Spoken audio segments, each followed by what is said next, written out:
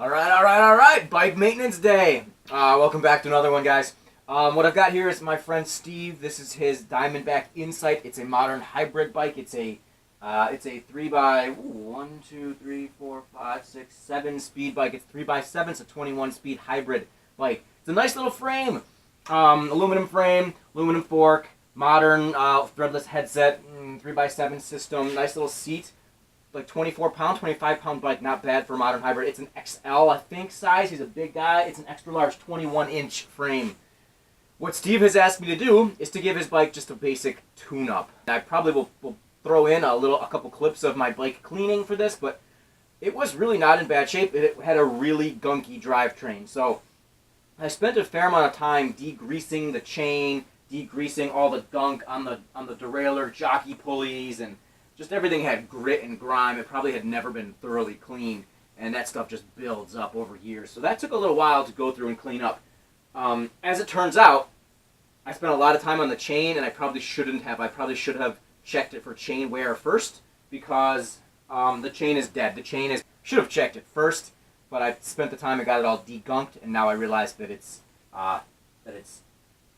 when this slides into the chain at the 1.0, that means that it's at least 1% worn or stretched, and that means it's not going to sync with the teeth of the cassette and the teeth of the chain rings very well, so eventually that will make these wear down faster. So chain is ready to go. So I cleaned it. I'm going to replace the chain. So that leaves the last thing, which is to true up the wheels. The rear wheel is not so bad, but the front wheel has a missing spoke. Where did it go? The front wheel has a missing spoke. It's down here. I'm not sure you can see that clearly, but there's a missing spoke. Actually, the spoke was here, but it was broken. So I took the spoke out so I could measure it, and I ordered up replacement spokes of the correct size for that. I get them like in a pack of 8. I don't need 8. I only really need the 1, but I'm going to check and see if any others look like they're on the edge. Again, it's kind of a banger of a bike. It's not a high-performance bike, so I'm just giving it a basic tune-up and fixing the major issues, which is the chain and the spoke. And then once I get the spoke in, I'm going to true the wheel, because obviously once you lose a spoke, everything gets a little wonky. Okay, so this right here is the original spoke, and this is the spoke nipple that was left over. What I'm going to do right now is I'm actually going to thread this spoke back in just so that it makes contact. And then I'm going to, in order to remove the spoke, you have to remove the wheel, you have to remove the tire and the inner tube, and the rim strip, if there's a strip inside of the rim. And then you need to get to the spoke nipple itself, because the spoke nipple screws in from the inside of the rim. I'll just thread this back into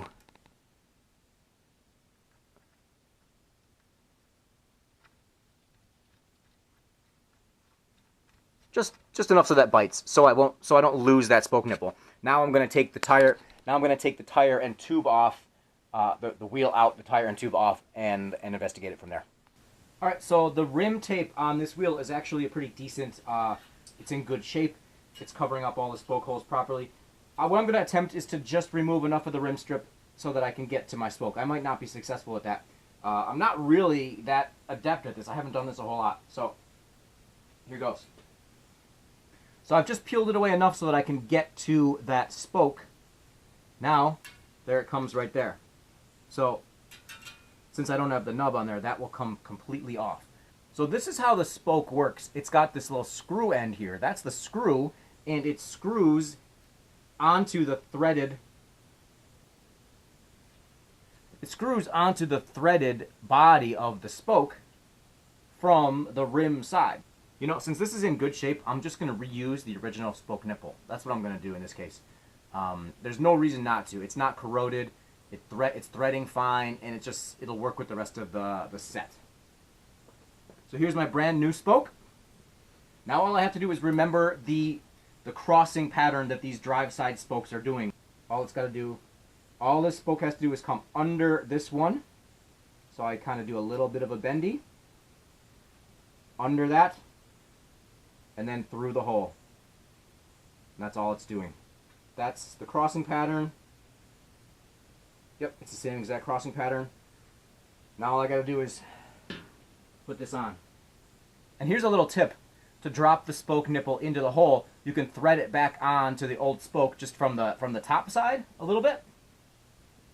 so that it goes right through the hole where you want it, and then you can mate it with the actual new spoke. So that's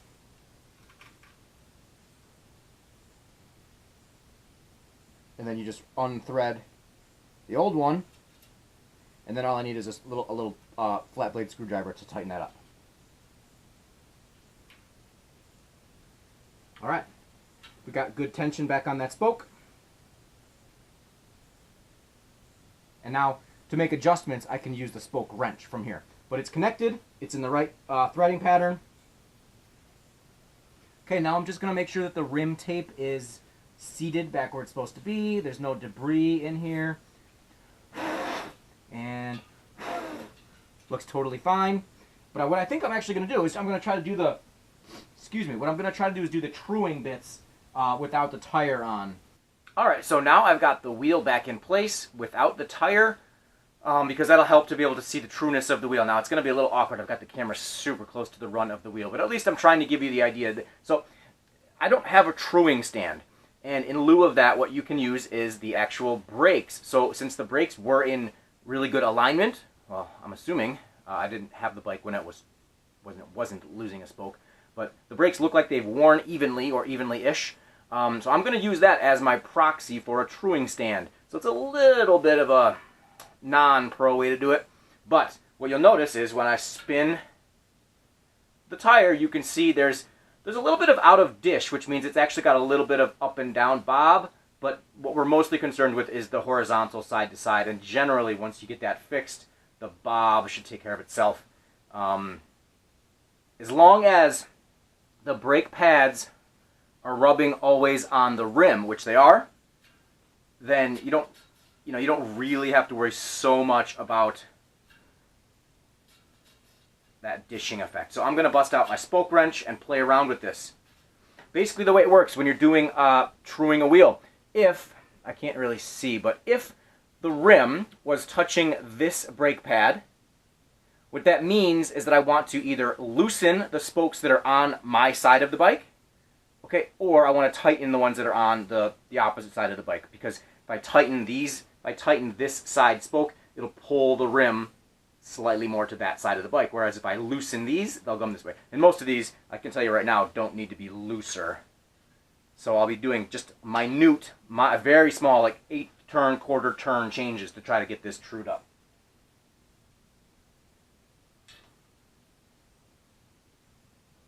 So right about here, it's really close to this brake pad. So what I'm going to do is I'm going to find the few spokes that are on this side of the bike, and I'm going to tighten them a tiny bit. So I'm going to take this spoke, and because this threading goes this way, in order to actually tighten this spoke, I'm going to turn it, well, it's clockwise, but it's clockwise from this threaded direction. So just a small turn there. I'll take the one a little bit further down the line, and I'll take the next one, and I'll just give that a little small turn, and then we'll do it again.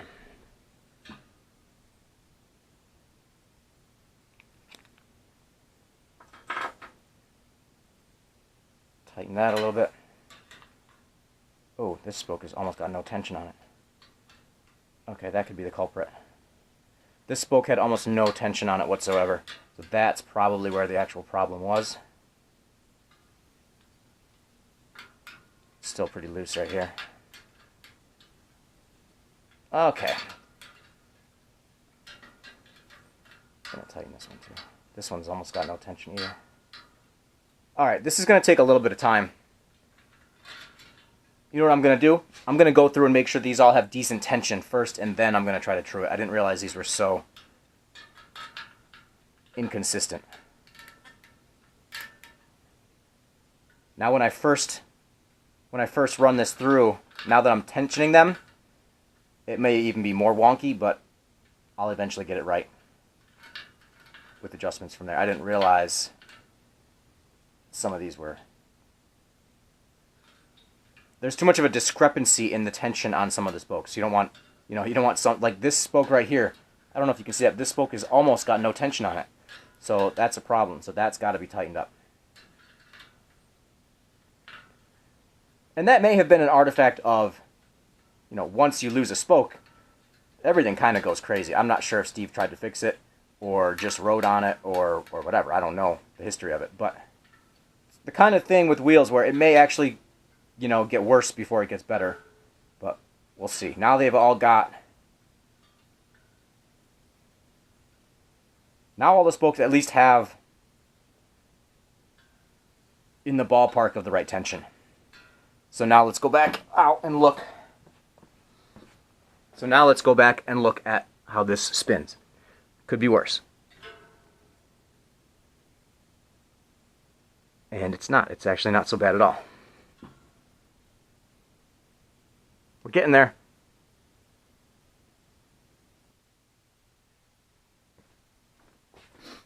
Alright, so I pulled the camera away so I could monkey around a little bit, and I spent about 5 minutes. Not more, really. It was pretty good, but now, just being closer to it and able to actually work the brake. So what I was doing was, I was spinning the tire, or spinning the wheel, and then applying just a little bit of brake tension until I started to get a little bit of brake rub, and then I was attacking those points where I was first getting friction.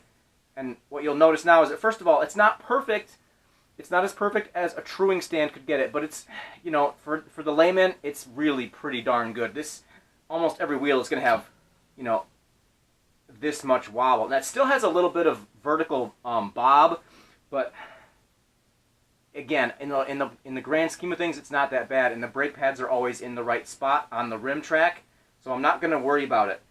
Also, if you'll notice, when I do apply the brake, it's almost always both pads are engaging at almost the exact same time. You can hear noise from both pads on each side. So that's both sides. So that means the wheel is about as centered as it's going to get. I'm going to call that about as good as I can get it. That's, again, the stand has a little bit of bob in it, but this is, I'm going to call that true. True enough. So I've got 30 minutes left in my opportunity window to do this little bit of a project. So I'm going to throw this tire and tube back onto this wheel, get it set up in place, call that done. I'm going to trim this brake cable, put an end cap on there, and then I'm going to replace the chain. Okay, to break a chain, use a chain breaker tool. This is basically a screw with a pin, a rivet pushing pin on it. And you put the chain into this little chamber, make sure it's lined up with one of the rivets, and all you do is screw it so that it pushes the rivet out. That's all there is to it, to breaking a chain that doesn't have a master link in it. That's all there is to it. That's what I'm going to do now. I don't have to pick any... This chain is dead. It doesn't need to be reused. So I'm just going to pick any old spot and pull out that rivet, and then I'm going to count the number of links. And then I'm just going to replace it.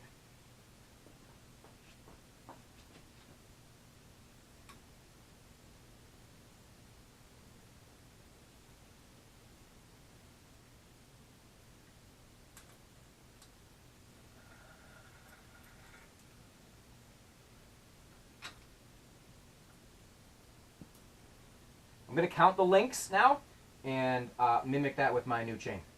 People count by links, but I feel like there's a discrepancy in what people think a link is. Is a link one linkage? Is a link the outer knuckle and the inner knuckle?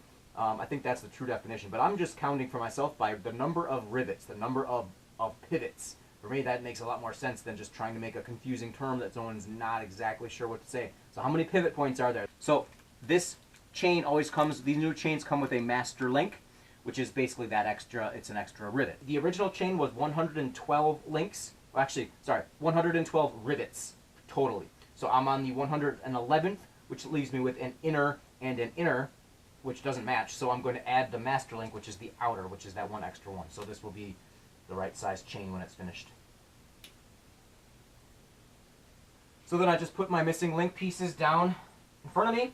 I thread the chain the position that it was, which was big, small, basically furthest out towards me. So I let that roll, and then I'm just going to thread it around through the proper routing.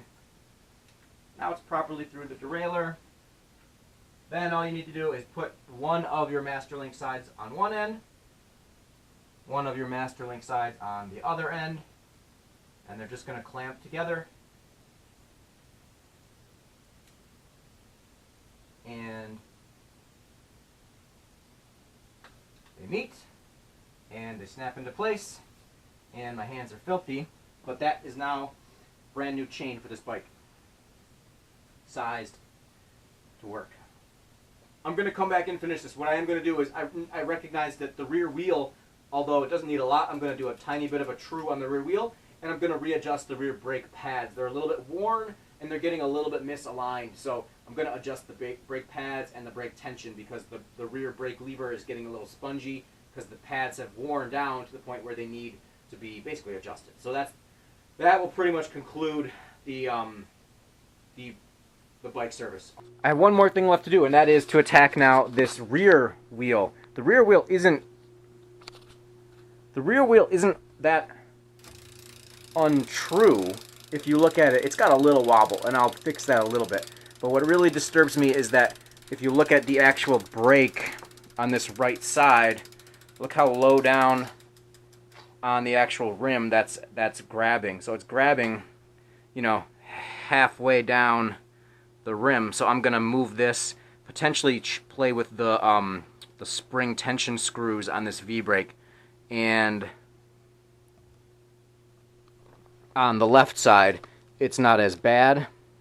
It's actually grabbing pretty nicely, but I'll also position that, and I'll work with balancing the screws out. So one more little bit of fine-tuning, but the gears are shifting great, the chain is on, so that will finish up the bike. So that's what I'm going to do now. I'm going to mess with these rim brakes to just get them so that the pad is also starting to lose its life, but I would say another season is probably left on this, because as I reposition it, it'll get more bite in a different spot of the pad. There will be a couple other things to adjust. So this pad is now in it's in a much better spot grabbing the rim. It's hitting all rim now. But this pad is now really close to the rim, which is fine, but the other one is almost twice as far away. And actually I'm going to reposition that one as well. It is hitting a little bit low. And then what I'm going to do is I'm going to mess with these spring screws, and I'm also going to change the tension on the cable because the brake lever's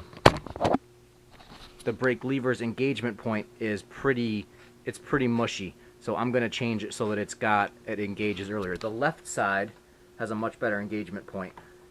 So because the brake pads have worn, the cable has to be pulled further in order to engage the rim. So I'm just going to tighten up the cable a little bit, make it less of a reach. Now these brake pads are grabbing in a much better spot. Now all I have to do is fix the distances between them. This one is closer and this one is further away. So now they're actually equidistant. And now I can just tighten the cable. The way I tighten the cable is similar to what I just did to adjust the pads. What I will do is I'll clamp the brake, then I'll release. While holding the brake, I'll release the cable. So then what you do is with the cable, you pull it all the way tight, and then so that both pads are right up against it, and then you can slowly let out a little cable because I've adjusted those tension screws so it's even on both sides. Let the cable out just enough, right about there. Should be perfect. And then I drop it back down, tighten it back up, and do one more so that it's nice and secure. And now if I do this, and the engagement point is much better on the front, so it's the same as the front side. So those rear brakes are much safer now. Okay, so now I've got this back wheel trued as well as I can get it, and I've got the brake pads adjusted so they're perfectly hitting the rim, and I've got the springs on the V-brake arms so that They're about the same exact distance from the rim, and they engage at just about the same time. So let's check out the trueness first. So that's not bad. That's really not bad. I mean, micro adjustments, but that's pretty darn good. And then as I engage the brake, we'll notice that on both sides, the pad is equal, and it's holding up completely on the rim. The rim has a lot of life left. These brake pads probably don't. That's probably the next maintenance issue or upkeep issue. All right, guys, so that wraps up the Diamondback Insight tune-up process. Degreased the drivetrain. Replaced the chain with a new 8-speed, 7-speed, 8-speed, 6-speed chain. I trued the rear wheel and adjusted the rear brake alignment and spring tension, so now it's nice and safe. Probably 1 year left, 1 season left on these brake pads. If it were my bike, I would probably switch them out right now, but I know he doesn't ride it that much, and there's still plenty of pad left, and there's plenty of wear left on the brake track of the actual wheel itself. And on the front, I replaced a broken spoke, and I also trued up the front wheel, and I also readjusted the brake pad alignment and everything like that. So the bike is in great shape. The gearing, I didn't have to mess with. The indexing on the front and the rear derailleurs has been awesome, so I haven't had to mess with that. And that's pretty much all I did. So this bike is ready to go back to my friend, and he'll enjoy a nice season on the hybrid riding that he does. So once again, thanks for watching. Hope you got something positive out of this. If you have feedback for me, let me know. What did I do right? What did I do wrong? Did I have any good ideas? Did I have any bad ideas? Can I do it faster? Can I do it better? Let me know. Otherwise, take care, and have a good one.